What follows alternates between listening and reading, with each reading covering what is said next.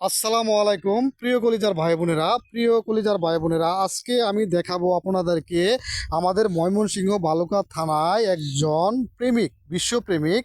ওনার নাম হচ্ছে সামাদ শেখ। খুবই ভালো মনের মানুষ ছিল। উনি প্রেমের বিরহে আজকে পাগল হয়ে গেছে। উনি পাগল হয়ে রাস্তায় ফুটপাতে পড়ে থাকে। আসলে মানুষ প্রেমে পড়লে কি না হয়, আসলে ভালোবাসা হচ্ছে আল্লাহর সৃষ্টি, পবিত্র।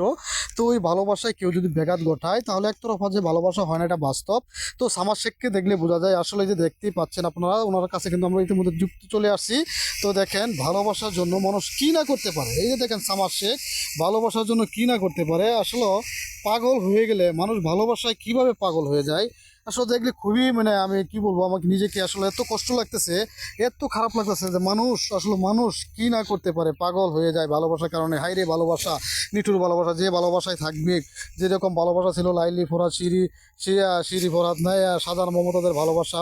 হ্যাঁ, তো চন্দ্রিদাস সহযোগিনীর ভালোবাসা। তো ওইগুলো ছিল ভালোবাসা। আর এখনকার ভালোবাসা হলো একতরফা ভালোবাসা। এই যে সামাজ শেখের যে ভালোবাসাটা আপনারা দেখতে পাচ্ছেন, সামাজ শেখ আপনাদের সামনে আমি সম্মুখে তুলে ধরলাম। তো সামাজ শেখ, আপনি এরকম পাগল হয়ে গেলেন আপনার ভালোবাসার কারণে কেন? মেয়েরা কি আপনাকে কষ্ট দিয়েছে না কি দিয়েছে, আমাদের একটু কথা বলেন। এখানে অনেক ভাইয়েরা আছে, বোনেরা আছে, ওনারা আপনার কথাগুলো শুনবে, আপনাকে ওরা দেখবে। হ্যাঁ সামার শেখ, অবশ্যই অবশ্যই আপনি এরকম হলেন কেন? মেয়ে কি আপনাকে কষ্ট দিয়েছে না বিরহ যন্ত্রণা আপনি কষ্ট পেয়েছেন? অবশ্যই আমাদেরকে একটু বলবেন। সামার শেখ, এতে কি হয়েছে একটু বলেন না আমাদেরকে প্লিজ। সামাদ, মেয়েরা হলো স্বার্থপর। স্বার্থপর তারা নিজেরটা নিজে ভাবে, আরেকজনের কি হলো ভালোবাসার মূল্য দেয় না। মেয়েরা হলো স্বার্থপর, এটাই আমি বলি। তো আপনি জান।